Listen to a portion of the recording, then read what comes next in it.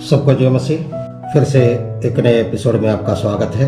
पिछले एपिसोड में हम ये देख रहे थे कि 38 साल से जो बीमार पड़ा हुआ व्यक्ति के बारे में हम लोग देख रहे थे। उसका बीमारी का कारण क्या है, इसको भी हम लोग देख रहे थे। यूहन्ना का सुसमाचार 5 अध्याय उसका 14 वचन को एक बार पढ़ते हैं। इन बातों के बाद वह यीशु मसीह को मंदिर में मिला। तब उसने उनसे कहा, देख तू तो चंगा हो गया है, फिर से पाप मत करना, ऐसा न हो कि इससे कोई भारी विपत्ति तुझ पर आ पड़े। इस बात से यह साबित हो जाता है इसका रोग का कारण उसका पाप था। यीशु मसीह पहले जब उस बीमार व्यक्ति से मिला था तो कहा था पाप मत करना। यीशु मसीह दोबारा उस बीमार व्यक्ति से मिलते हैं तो कहते हैं फिर से पाप मत करना। रोग का एक कारण पाप है। अभी हम लोग एक वचन देखेंगे, मत्ती का सुसमाचार उसका 9 अध्याय 2 वचन। और देखो, कई लोग एक छोले के मारे हुए को खाट पर रखकर उसके पास लाए। यीशु ने उनका विश्वास देखकर उस छोले के मारे हुए से कहा, हे पुत्र, ठाठस बांध, तेरा पाप क्षमा हुए। कई लोग मिलकर एक छोले जो पैरालिसिस मरा हुआ एक व्यक्ति को यीशु मसीह के पास लाता है। तो यीशु मसीह उसको देखते ही बोला है, पुत्र ठाठस बांध, तेरे पाप क्षमा हुए हैं। परमेश्वर यीशु मसीह पहले आत्मा को चंगा करता है। तब कुछ लोगों ने वहां पर कुड़कुड़ाने लगा। शास्त्रियों ने बोला, मैंने पब्लिकली बोला नहीं बल्कि मन में सोचा, ये तो परमेश्वर का निंदा करता है। ये बात समझकर यीशु मसीह उनसे कहता है, मत्ती 9 अध्याय उसका 6 वचन, परंतु इसलिए कि तुम जान लो कि मनुष्य के पुत्र को पृथ्वी पर पाप क्षमा करने की अधिकार है। उसने छोले के मारे हुए से कहा, उठ, अपनी काट उठा और अपने घर चला जा। इस बीमार व्यक्ति के हड्डियों को, मांसपेशियों को, उनका हर एक अंगों को कमजोर करने वाला और कोई नहीं बल्कि उनका अंदर का पाप था। इसलिए रोग का एक कारण पाप है। पाप के कारण जो रोग है उसे विश्वास का परीक्षा सोचकर गलतफहमी में पाप को अपने ऊपर लिए हुए घूमने से रोग शांति नहीं मिलेगा। रोग कैसे हुआ है इसको जांचना होगा। पहले पड़ताल करो कि मेरा बीमारी कैसे हुआ, उस कारण क्या है, अपने जीवन में मैंने ऐसा कौन सा पाप किया है। थोड़ा देर के लिए हम अपना जीवन को एक बार रिवाइंड करके पीछे मुड़कर देखना होगा हमने क्या क्या किया है। तब इस पाप के कारण ये रोग हुआ है ऐसा आपका मन कहता है तो बैठकर परमेश्वर से रोग शांति प्राप्त कर सकता है। याकूब का किताब का 5 अध्याय 14 से 16 तक का वचन को एक बार पढ़ते हैं। यदि तुम में कोई रोगी हो तो कलीसिया के प्राचीनों को बुलाए और वे प्रभु के नाम से उस पर तेल मलकर उसके लिए प्रार्थना करें और विश्वास की प्रार्थना के द्वारा रोगी बच जाएगा और प्रभु उसको उठाकर खड़ा करेगा। और यदि उसने पाप भी किए हो तो उनकी भी क्षमा हो जाएगी। इसलिए तुम आपस में एक दूसरे के सामने अपने अपने पापों को मान लो और एक दूसरे के लिए प्रार्थना करो जिससे चंगे हो जाओ। धर्मी जिनकी प्रार्थना के प्रभाव से बहुत कुछ हो सकता है। बहुत बार ये देखने को मिलता है, लोग 14वां वचन पढ़कर बाकी छोड़ देते हैं। कलीसिया का प्राचीनों को बुलाकर वह प्रभु के नाम से उस पर तेल मलकर उसके लिए प्रार्थना करने से चंगाई मिलेगा, रोग शांति नहीं। कोई ऐसे सोचते हैं कलीसिया के पास्टर को बुलाकर प्रार्थना करने से या कोई प्राचीन या बुजुर्ग व्यक्ति को बुलाकर वह अपने हाथ बीमार व्यक्ति के माथे पर रख कर डांटने से रोग शांति मिल जाएगा। अंदर में लूसीफर बैठा हुआ है, प्राचीन का डांटने से वो नहीं जाएगा। अगर आपके अंदर में पाप है, वो पाप आपको एहसास देता है, तो उस पाप का अंगीकार आपको करना है। वो अंगीकार अपने आप ही करना है, क्योंकि उस मामले में बाहरी आदमी का हस्तक्षेप नहीं हो सकता है। हम नहीं जानता मुझसे सुनने वालों में से कितना लोग रोगी होंगे। अगर नहीं है, आने वाला समय में जब कभी आपको रोग आए तो अपने आप जांचना है कि क्या मेरे अंदर में ऐसा कोई पाप का अंश है, क्या मैंने कोई पाप किया है, क्या मेरे अंदर में कोई गुप्त पाप है जो हमारे पत्नी और परिवार वाले नहीं जानते हैं, जो हमारा पास्टर नहीं जानता हो, जो हमारा साथी नहीं जानता हो, जो हमारा सहविश्वासी नहीं जानता हो। थोड़ा देर के लिए हम अपना जीवन को रिवाइंड करके पीछे मुड़कर देखना होगा, हमने क्या क्या किया है। अपने आप को जांचना है, और ऐसा पाप आपका जीवन में है तो उसे अंगीकार करें। उसके बाद पास्टर को, प्राचीनों को बुलाकर प्रार्थना करवाए। मुझे विश्वास है कि मैंने आपको बहुत ही सरल रीति से, साफ रीति से इस बात को बताया, और आप इस बात को पूरी रीति से समझ गया होगा। अगर पाप के कारण रोग हुआ है तो उस पाप को अंगीकार करने के लिए आप तैयार हैं, उस पाप को अंगीकार करके छोड़ने के लिए आप तैयार हैं, उसके द्वारा आपको रोग शांति मिल जाए। रोग आने का दूसरा कारण है शैतान का हस्तक्षेप, यानी शैतान आपके जीवन में दखल देना। बाइबल में हम पढ़ते हैं, उस देश में अय्यूब नाम एक पुरुष था। वह खरा और सीधा था और परमेश्वर का भय मानता और बुराई से परे रहता।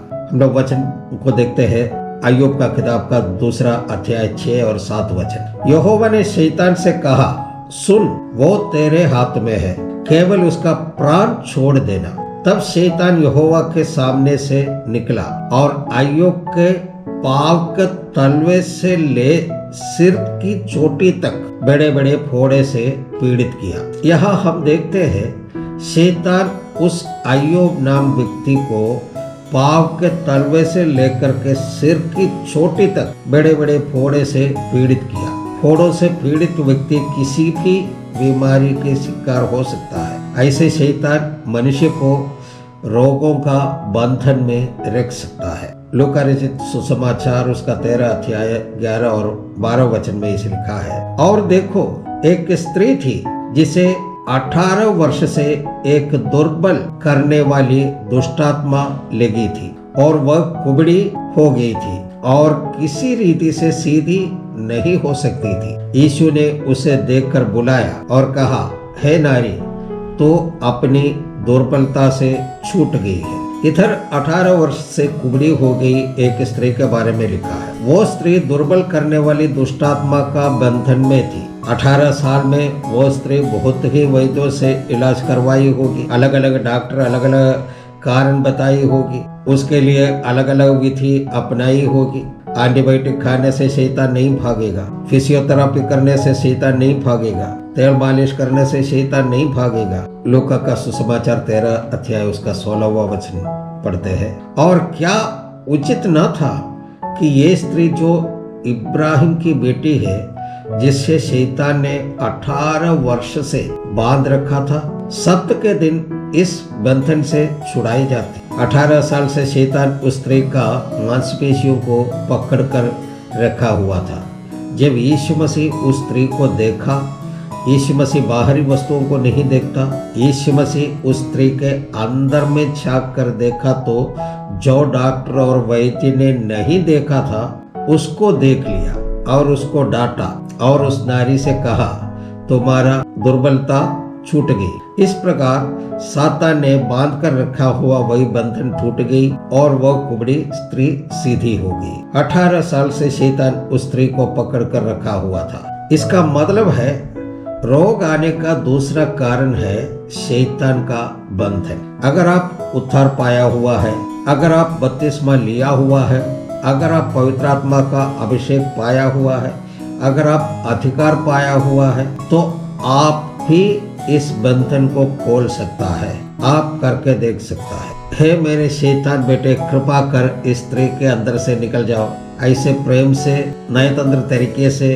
बोलने से वो नहीं जाएगा। आपके अंदर का पवित्रता, आपके अंदर का अलगाव, आपके अंदर का अभिषेक के कारण, आपको परमेश्वर की ओर से मिला हुआ डुनामिस पावर के कारण उसको इस्तेमाल करते हुए सातान को डांटेगा तो सातान दम दबाकर भागेगा। क्योंकि यीशु ने कहा है स्वर्ग और पृथ्वी का सारा अधिकार मुझे दिया गया है। अगर आपके अंदर में वो डुनामिस पावर नहीं है तो सातान सोचेगा ये मेरा क्या बिगाड़ेगा, बोलकर बैठेगा। अभिषेक पाया हुआ व्यक्ति को ये अधिकार यानी डुनामिस मिला हुआ है तो हम इसका प्रयोग करना है। अगर आपके अंदर कोई रोग है उसका चंगाई के लिए आत्मा के भरपूरी के साथ, अभिषेक के साथ यीशु मसीह के नाम से डांटिए, शैतान चला जाएगा और आप चंगा हो जाएगा। चंगाई आपका कोई खूबी से नहीं, आपका काबिलियत से नहीं, आपका कोई योग्यता से नहीं, बल्कि यीशु मसीह के नाम से जो अधिकार है उसी से शैतान भागता है। एक उदाहरण बताना चाहते हैं। आप देखे होंगे ट्रैफिक पुलिस के हाथ में एक छोटा सा बोर्ड रहता है जिसमें लिखा हुआ है स्टॉप। ये 10,000 रुपया सैलरी वाला ट्रैफिक में उसका हाथ में रखा हुआ बोर्ड उठाकर दिखाएगा तो डीएम हो या कलेक्टर हो या चीफ मिनिस्टर हो, उनका गाड़ी को रुकना होगा। ये उस पुलिस वाले का खूबी से नहीं, उनका काबिलियत से नहीं, बल्कि उनका मिला हुआ जो वर्दी है, उनका टोपी है, उनका अधिकार है, उसी वजह से रुकता है। वो कोई सड़क में चल रहे आदमी आकर हाथ दिखाएगा तो कोई भी गाड़ी नहीं रुकेगी। हालेलुया। रोग आने का तीसरा कारण है शरीर का अशुद्धि। आत्मिक पवित्रता के बारे में हमने पढ़ा है, यह है शरीर का अशुद्धि। परमेश्वर जैसे आत्मिक शुद्धता को महत्व देता है वैसे ही शरीर का शुद्धता को भी महत्व देता है। पुराना नियम के समय का व्यवस्था को देखिए, वो पढ़ने से ही हमें भय लगेगा। उस समय घर के लिए व्यवस्था था, वस्त्र के बारे में व्यवस्था था, कपड़ा पहनने के बारे में व्यवस्था था, खाने पीने के बारे में व्यवस्था था, शरीर में कोई दाग है तो इसके लिए व्यवस्था था। मैं कभी कभी ऐसे सोचने लगते हैं अगर मैं उस व्यवस्था के युग में रहता तो मैं कैसे जीवन बिताता। अगर हम उस व्यवस्था का युग में रहता तो ऐसे सभा में हम बैठ नहीं सकते थे। परमेश्वर ने उस व्यवस्था का युग में उनको आत्मिक शुद्धता को महत्व देने की बात सिखाते थे, वैसे ही शरीर का शुद्धता को भी महत्व देने को कहा है। तुम्हारा शरीर परमेश्वर का मंदिर है, उस मंदिर का अंदर और बाहर साफ होना जरूरी है। हमारा पूर्व पिताओं का समय में संडे आराधना के लिए शनिवार का रात में ही तैयारियां करते थे। शाम को पहले आराधनालय में, उसके बाद घर में जाकर तैयारियां करते थे। संडे में सवेरे एक ही काम रहता था, शरीर का शुद्धिकरण और चर्च जाना। हालेलुया। लेकिन अभी हम और हमारे बच्चे इतना आत्मिक हो गया कि रविवार को अगर 9:30 बजे आराधना है तो 9 बजे तक सोते रहता है। फिर शरीर का शुद्धिकरण के लिए जाता है, टॉयलेट गया, ब्रश किया तो किया, नहाने के टाइम मिला तो नहाया, ठीक है, नहीं तो बाल में पानी छिड़क कर चल जाता है। हालेलुया। यही हम लोग का शरीर का शुद्धता है। अभी यहीं पर समाप्त करते हैं, आगे के एपिसोड में फिर मिलेंगे। तब तक के लिए सबको जय मसीह। धन्यवाद।